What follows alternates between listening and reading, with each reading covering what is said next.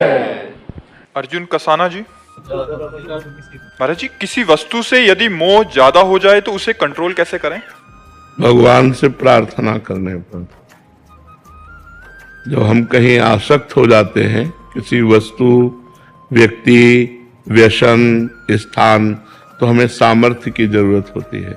तो भगवान से प्रार्थना करें कि हमारी बुद्धि में ऐसा ज्ञान प्रदान करें जिससे हम मोहासक्त चित्त को, बुद्धि को हटा सके और आप में लगा सके। इसलिए नाम जप करें और भगवान से प्रार्थना करें। भगवान से प्रार्थना करने से सामर्थ्य मिलती है और नाम जप मन बुद्धि को वहां से हटने पर स्थान तो मिलना चाहिए। हम कोई वस्तु अगर इससे अपना मन हटाना चाहते हैं तो लगाएं कहां? अगर इस वस्तु से हटा, इस वस्तु में तो बात तो बराबर हो गई। तो वस्तु, व्यक्ति, स्थान से हटाकर भगवान के नाम में लगाएं और हटाने के सामर्थ्य भगवान से मांगें। भगवान विवेक दे देंगे, ज्ञान दे देंगे, वो बड़े कृपालु हैं।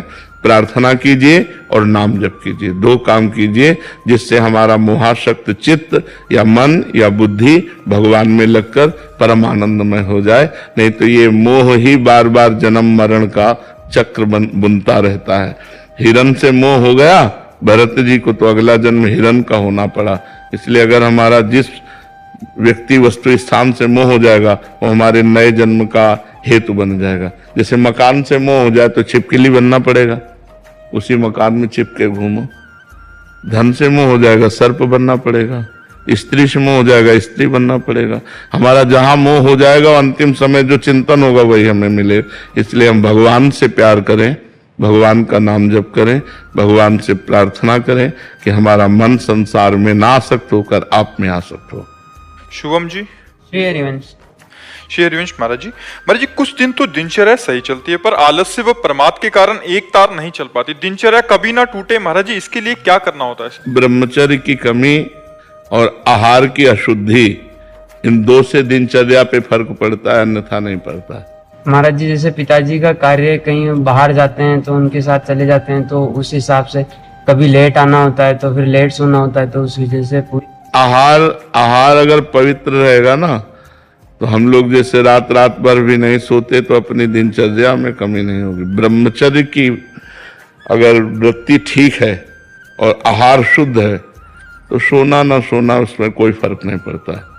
दिन में घंटा भर सो लिए तो रात्रि की अपनी दिनचर्या पूरी कर ली। जैसे महाराज जी, पिताजी का कार्य ऐसा है कि कभी 3 बजे आते हैं, कभी 1 बजे, या कभी सुबह का कार्य होता है तो जल्दी तो हमें अपनी दिनचर्या पे फर्क नहीं पड़ना चाहिए। 3 बजे आए, हम 6 घंटे सो लिए, 6 घंटे सो लिए, 6 घंटा सोना होता ना। 9 बजे उठे, अब हमारा 9 बजे से प्रातःकालीन दिनचर्या शुरू हो जाएगी। फिर महाराज जी वो मन पूरा कह देता है कि वाह चलो अब तो आज तो काम करके आए हैं, आज थोड़ा नहीं, यही मन को ठीक करने के लिए ब्रह्मचर्य और भोजन, हमारी बात पर ध्यान दीजिए। ब्रह्मचर्य और आहार शुद्ध है तो आपकी दिनचर्या ठीक चलती रहेगी, और ब्रह्मचर्य ठीक नहीं, आहार शुद्ध नहीं तो प्रमाद स्थिति आ जाएगी और आपकी दिनचर्या बाधित हो जाएगी। शिल्पा शर्मा जी, उज्जैन से। राधे राधे महाराज जी। महाराज जी, नए साधक की ऐसी क्या दिनचर्या होनी चाहिए जिससे ग्रस्त कार्य के साथ साथ भक्ति के मार्ग पर भी चल सकें, जिससे भक्ति में कोई बाधा? पहली बात नाम को पकड़े, नाम को। दूसरी बात व्यभिचार को त्यागे। अगर पराई माता बहनों की तरह या पराये पुरुष की तरफ गंदी दृष्टि है और आप गृहस्थी में हैं और गंदे आचरण करते हैं तो भूल जाओ कि आप अध्यात्म में चल पाओगे। पापवंत कर सहज सुभाऊ, भजन मोर ते भाव न काऊ।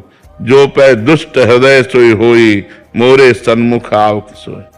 अगर आप गंदे आचरण करोगे, पाप आचरण करोगे तो भगवान का भजन नहीं बनेगा। बातें भले भगवान की कर लो, आप भगवान के मार्ग में नहीं चल सकते।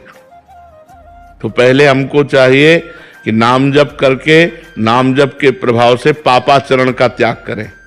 जो अधर्म आचरण है, जो पाप आचरण है, उनका त्याग करें और नाम जप करें। और जो हमें कर्तव्य मिला है वो भगवान की पूजा मान करके करें तो गृहस्थी में रहते हुए भी भगवान की प्राप्ति हो जाएगी।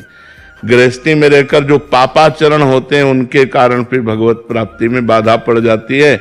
और गृहस्थी में नाना प्रकार के कार्य होते हैं, इसलिए हमारा मन उसमें बटता है तो भगवान का भजन नहीं होता। और गृहस्थी में धन की विशेष आवश्यकता होती है, इसलिए लोभ बढ़ जाने के कारण हम कुछ ऐसे कर्म कर बैठते हैं जो नहीं करने चाहिए। इन्हीं के कारण भगवान की कृपा से हम वंचित रह जाते हैं। नहीं, गृहस्थ धर्म सबसे बड़ा धर्म है। देखो, विरक्त जैसे अपने लोग हैं ना, पैदा कहां हुए? गृहस्थों के आए तो पैदा हुए, आकाश से थोड़ी पैदा हुए। गृहस्थ धर्मावलंबी किसी न किसी गृहस्थ से, हमारे माता पिता गृहस्थी तो थे। अच्छा, हमारे वस्त्र कहां से मिल रहे हैं? गृहस्थों से। हमारा भोजन कहां से चल रहा है? गृहस्थों से। गृहस्थ आश्रम पशु पक्षी विरक्त सबका पोषण करते हुए अगर वो भजन कर रहा है तो बहुत जल्दी भगवत कृपा।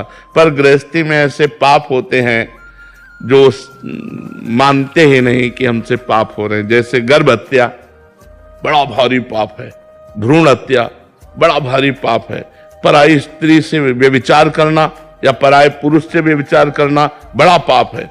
पतिवंचक पर पति रति करई, रौ रौ नरक कल्प सत परई। 100 कल्प तक रो नरक में उस स्त्री को जाना होता है जो अपने पति का त्याग करके दूसरे पुरुष, मतलब पति को धोखा देकर दूसरे पुरुष से संभोग करती, या जो अपनी पत्नी को धोखा देकर दूसरी स्त्री से संभोग। तो ये कुछ जो गलतियां हैं, अगर हम इन गलतियों को सुधार लें और नाम जप करें और अपने कर्तव्य को ही पूजा समझें, तो अलग से अगरबत्ती न जलाओ, अलग से आप आरती धूप बत्ती न करो, तो भी भगवान की प्रसन्नता आपको प्राप्त हो जाएगी। खूब नाम जप करो और पापाचरण का त्याग करो, तो नए साधक क्या, सबका जीवन मंगल